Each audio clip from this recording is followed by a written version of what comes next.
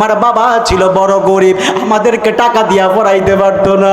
কিন্তু হুজুর আমার বাবা যেদিন দুনিয়া থেকে চলে যাবে, আমার মা যেদিন দুনিয়া থেকে চলে যাবে, আমার মা আমারে কইছিল, রে বাবা আমি বেদরগঞ্জ বাজারে দেখছিলাম ফলের দোকানে কালো কালো কি যেন বিক্রি করে ঝুলাইয়া রাখছে। আমি দেখছিলাম কালো কালো কি যেন, কালো আঙ্গুর বলতে পারে না, বলে আমি দেখছিলাম কালো কালো কি দেখা যায়। আমি দেখছিলাম আমার মালটা খাইতে মন চায়, আমার আপেল খাইতে মন চায়, আমার আঙ্গুর খাইতে মন চায়। হুজুর আমি যখন এই কথা শোনার পরে বাজারে দৌড় দিলাম, যাই আমি আপেল কিনলাম, মালটা কিনলাম, কমলা কিনলাম। কেনার পরে আমি যখন বাড়ির মধ্যে আসবো, হঠাৎ করে আমার কাছে ফোন রিং বেজে উঠলো। আমারে ফোন ডাক দিয়ে কয়, আরে আব্দুর রহিম আর তোর ফল লাগবে না, যার জন্য তুই ফল আনতে গেছিলি ওই মার ওই বাবা দুনিয়া ছেড়ে চলে গেছে। জবান করে কন্যা বাবা কথাটা ঠিক না বেঠে? এমন হয় মা বাবা যাওয়ার সময় শেষ বিদায়ের চাওয়া পাওয়ার ফলটাও খায়া যাইতে পারে না। এই জন্য অনেক কোটিপতিরাও চোখের পানি ফেলে কান্দে, ডাক দিয়া কয়, হুজুর আমার সন্তানদেরকে আমি কত আলিশান ভাবে খাওয়াই পড়াই, কিন্তু আমার মায়ের মরার সময় আঙ্গুর খাইতে চাইছিল, আমি আমার মারে আঙ্গুর খাওয়াইতে পারি নাই। আমার বাবা আঙ্গুর খাইতে চাইছিল, আমার বাবারে আমি আঙ্গুর খাওয়াইতে পারি নাই। বন্ধু, এ বন্ধু রে, এই জীবনটারে জিরো থেকে যদি হিরো বানাইতে চাও, মায়ের কদমের মধ্যে পড়ে থাকো। জীবনটারে জিরো থেকে যদি হিরো বানাইতে চাও, বাবার কদমের মধ্যে পড়ে থাকো। বাবারে ফরবাইব না, মায়েরে ফরবাইব না। দুইটা ভাই যদি থাকো, দুইটা ভাই একত্রে থাকবা, দুইটা ভাইয়ের সাথে মায়ের একত্রে থাকবা। কোনোদিনও এই কথা বলবা না, ও মা আপনি 10 দিন আমার বড় ভাইয়ের ঘরে, 10 দিন আমার ছোট ভাইয়ের ঘরে। এইভাবে এই কথা মায়ের বাবাদেরকে খাবার ভাগ কইরা দিও না, মা বাবাদেরকে খাবার ভাগ কইরা দিও না। এ যুবক তোরে কি আল্লাহ হেদায়েত দেয় না?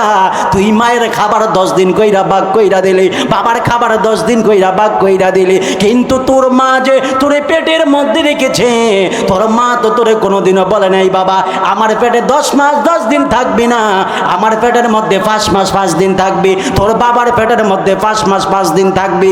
এই কথা কোনো মা বলে না। মা একাই তো 10 মাস 10 দিন পেটের মধ্যে ধারণ করলো, তাহলে তুমি কেন মায়ের খাবার ভাগ কইরা দাও? মায়ের খাবার ভাগ কইরা দিও না। যতদিন বেঁচে থাকবা বাবারে ডাক দিয়া কইবা বাবা, মারে ডাক দিয়া কইবা মা, আপনি আমার সাথে খাবেন, আমার সাথে ঘুমাবেন, আমার সাথে পড়বেন, যা যা লাগবে আপনি আমারে বলবেন। খোদার কসম বলে দিয়ে যায়, এই মুশরিকুল দরবারের মাহফিল উরুস থেকে বলে দিয়ে যায়, যদি মা বাবার দোয়া নিতে পারো, ওয়াল্লাহি তাল্লাহি বিল্লাহ, আল্লাহর কসম খেয়ে বলে গেলাম, এই জমিনের মধ্যে কোনো বিপদ তোমারে ধরতে পারবে না। শুধুমাত্র তাই নয়, মৃত্যুর আগ পর্যন্ত অভাব তোমাকে ধরতে পারবে না। কথা কর না ঠিক না বেঠি? ওরে মায়ের কান্দন যাবজ্জীবন,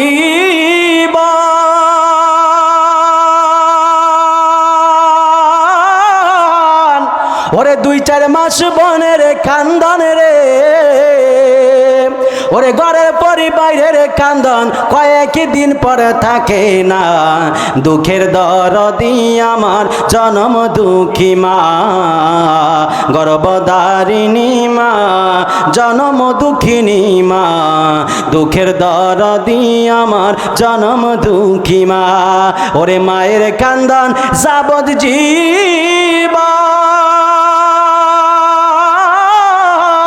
ওরে 2-4 মাস বনের কান্দন রে, ওরে ঘরের পরিবারের কান্দন কয়েক দিন পরে থাকে না।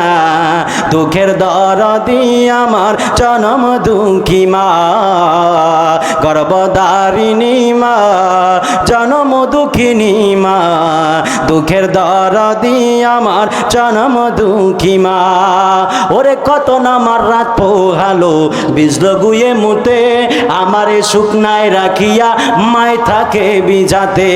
আরে কত না আমার রাত পোহালো বিজল গুয়ে মুতে, আমারে শুকনায় রাখিয়া মায় থাকে বিজাতে। ওরে ও সুখ হইলে দেখি চায়া, আমার মায়ের রয়েছে বিছানায় বৈশাখ, ওরে ও অসুখ হইলে দেখি ছায়া, আমার মাই রইছে বিছানায় বৈশা গো, আমায় আল্লাহ যাও গো লয়া সন্তানের নিও না, দুঃখের দরদি আমার জনম দুঃখী মা, গর্ভধারিণী মা, জনম দুঃখিনী মা, দুঃখের দরদি আমার জনম দুঃখী মা। ওরে মায়ের কান্দন যাবৎ জীব, ওরে দুইটার মাঝ বোনের কান্দন রে, ওরে ঘরের পরিবারের কান্দন কয়েকদিন পরে থাকে না, দুঃখের দরদি আমার জনম দুঃখী মা, গর্ভধারিণী মা, জনম দুঃখিনী মা, দুঃখের দরদি আমার জনম দুঃখী মা। একটা জবান বন্ধ রাখবেন না, চিৎকার মেরে জবানটা খইলা দিয়া কন্যা মা। আমার মা কেমনে আমাদেরকে লালন পালন করে, মা কেমনে সন্তানদের লালন পালন করে। আপনি যখন মায়ের পেটের মধ্যে ছিলেন 2 মাস 4 মাস 6 মাস 8 মাস 9 মাস হয়ে গেল, আপনি যখন ধীরে ধীরে বড় হইতাছেন, যুবক ভাইরা ও মুরব্বী বাবারা, মায়ের পেটের মধ্যে আপনি যখন ছিলেন, মা শুধু বারবার পেটের মধ্যে হাত বুলায় আর ডাক দিয়ে কই আমার জাদুমণি কিছু দিনের মধ্যে আমার ঘর দুনিয়ার মধ্যে আগমন করবে। ও মুরব্বী বাবারা, আপনি যখন পেটের মধ্যে যখন চুপ কইরা থাকতেন, মা বড় বড় ভয় পেয়ে যাইতো, মা ডাক্তারের কাছে দৌড় দিয়া যাইতো, ছায়া ছায়া কইতো ও ডাক্তার সাহেব আমার জাদুমণি তো আপনি আমার পেটের মধ্যে, কিন্তু আমার জাদুমণি কেন লড়ে না। মা জানে সন্তান যদি পেটের মধ্যে লড়ে মায়ের বড় কষ্ট হয়, কিন্তু তারপর মা ডাক দিয়া ডাক্তার রে কয়, ডাক্তার সাহেব আমার সন্তান তো আমার পেটের মধ্যে আছে, কিন্তু আমার সন্তান কেন লড়াচড়া করে না। ডাক্তার ইনজেকশন দেয়, আপনি লড়াচড়া করেন। শুধুমাত্র তাই নয়, আপনি মায়ের পেটের মধ্যে লাথি মারেন, মায়ের পেটের মধ্যে আপনি খেলেন, কিন্তু মার তো বড় কষ্ট হয়। মা ভাতের প্লেট হাতের মধ্যে নিয়া মুখের মধ্যে খাবারের লোকমাটা দিবে, এমন সময় আপনি কলিজার মধ্যে লাথিটা মারলেন, মায়ের কলিজাটা বড় উল্টে গেল, হাত থেকে খাবারের প্লেট পড়ে গেল। খাবারের প্লেট পইরা যাবার পরে মা একটা দৌড় দিয়া ঘরের মধ্যে ঢুইকা গেল, ঢুইকা দরজাটা একবারে লাগাইয়া দিল, শুধুমাত্র চোখের পানি ফেলে কান্দে। শাশুড়ি ডাক দিয়া কয় বৌমা তোমার কি হয়েছে? মা ডাক দিয়া কয় না না আমার কিছু হয় নাই, কিন্তু আপনি যে মায়ের কলিজার মধ্যে লাথি মারেছেন, মায়ের কলিজাটা একবারে উল্টে গেছে। মাতে তো কষ্ট পায়, তারপর মায়ের মুখে হাসি। কেন হাসি জানেননি? মা বুঝতে পারে আমার সন্তান আমার জাদুমণি আমার কিছু দিনের মধ্যে দুনিয়াতে আসবে। কথা কন্যা ঠিক না বেঠে? যুবক ভাইরা ও মুরব্বী বাবারা, আপনি যখন দুনিয়ার মধ্যে আগমন করবেন, আপনি দুনিয়ার মধ্যে আগমন করবেন, মায়ের প্রসব বেদনা শুরু হয়ে গেল। একদিক দিয়ে প্রসব বেদনা, আর একদিক দিয়ে আপনি কলিজাতে লাথি মারতেছেন। এ যুবক ভাইরা, মা এত কষ্ট করলো, আমি আপনি বেশি খাবার খাইলে ঠিক মতো বসতে পারি না, বেশি খাবার খাইলে শুইতে পারি না, বেশি খাবার খাইলে হাঁটতে পারি না, কিন্তু মা এমন মা যিনি 10 মাস 10 দিন আপনার পেটের মধ্যে লালন পালন করছে। কত মায়ের পেটের মধ্যে লাথি মারলেন, কত মায়ের পেটের মধ্যে ঘুষি মারলেন, কত মায়ের পেটের মধ্যে মায়ের আঘাত করলেন। যখন আপনি দুনিয়ার মধ্যে আসছেন, আপনি কেমনে আসছেন নি জানেননি? আপনি মায়ের কলিজার মধ্যে এমন জোরে একটা লাথি মারছেন, মায়ের কলিজার মধ্যে লাথিটা মাইরা আপনি দুনিয়ার মধ্যে আগমন করলেন। মা জরুরি অজ্ঞান হয়ে গেছে। পাশের থেকে যারা আসে মার কাছে আপনারে সেবা করার জন্য, যখন মা অজ্ঞান হয়ে গেল, আপনি দুনিয়ার মধ্যে আগমন করলেন। দুনিয়াতে আইসা আপনি ওয়াও ওয়াও কইরা কান্দাছেন।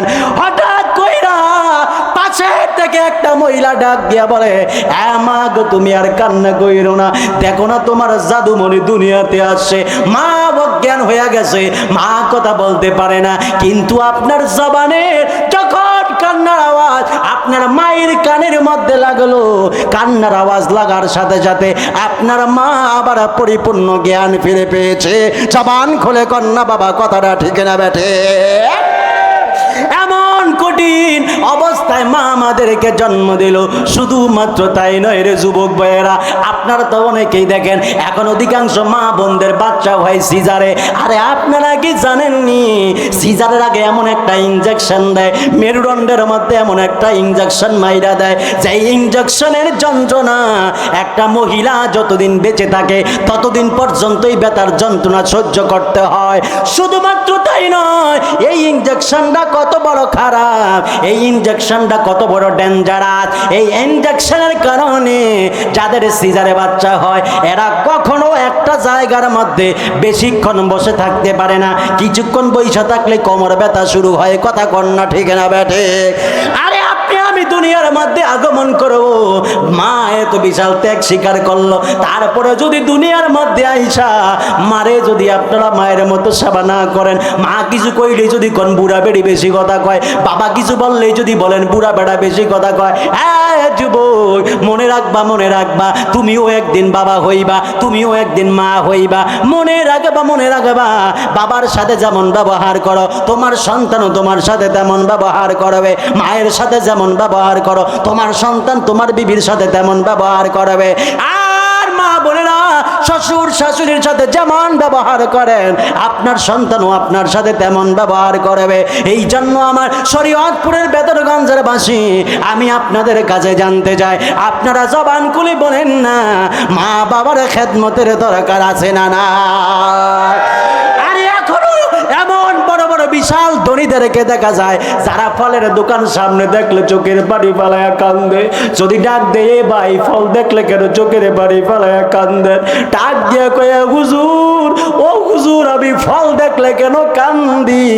কারণ হইল এমন একটা সময় ছিল আমার বাবা ছিল বড় গরিব, আমাদেরকে টাকা দিয়া পড়াইতে পারতো না।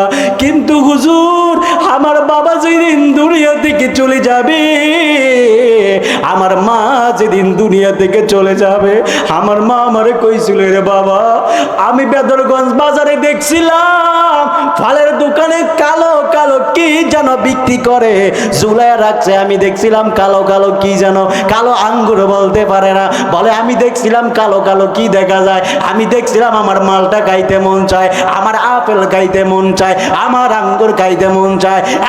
হুজুর আমি যখন এই কথা শোনার পরে বাজারে দৌড় দিলাম, আমি আপেল কিনলাম, মালটা কিনলাম, কমলা কিনলাম। কেনার পরে আমি যখন বাড়ির মধ্যে আসবো হঠাৎ করে আমার কাছে ফোন রিং বেজে উঠলো। আমারে ফোন ডাক দিয়ে কয়, আরে আব্দুর রহিম আর তোর ফল লাগবে না, যার জন্য তুই ফল আনতে গেছিলি ওই মার ওই বাবা দুনিয়া ছেড়ে চলে গেছে। জবান খুলে কন্যা বাবা কথাটা ঠিক না বেঠে? এমন হয়, এমন হয় মা বাবা যাওয়ার সময় শেষ বিদায়ের চাওয়া পাওয়ার ফলটাও খায়া যাইতে পারে না। এই জন্য অনেক কোটিপতিরাও চোখের পানি ফেলায় কান্দে। ডাক দিয়া কয় হুজুর আমার সন্তানদেরকে আমি কত আলিশান ভাবে খাওয়াই পড়াই, কিন্তু আমার মায়ের মরার সময় আঙ্গুর খাইতে চাইছিল, আমি আমার মারে আঙ্গুর খাওয়াইতে পারি নাই। আমার বাবা আঙ্গুর খাইতে চাইছিল, আমার বাবারে আমি আঙ্গুর খাওয়াইতে পারি নাই।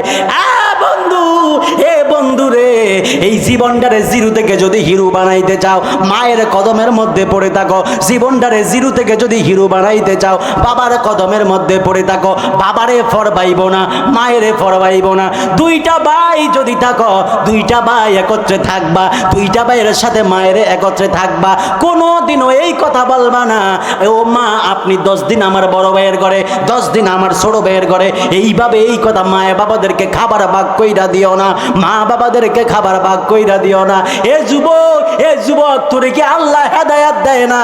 তুই মায়ের খাবার 10 দিন কইরা ভাগ কইরা দিলি, বাবার খাবার 10 দিন কইরা ভাগ কইরা দিলি, কিন্তু তোর মা যে তোরে পেটের মধ্যে রেখেছে, তোর মা তো তোরে কোনোদিনও বলে নাই বাবা আমার পেটে 10 মাস 10 দিন থাকবি না, আমার পেটের মধ্যে 5 মাস 5 দিন থাকবি, তোর বাবার পেটের মধ্যে 5 মাস 5 দিন থাকবি।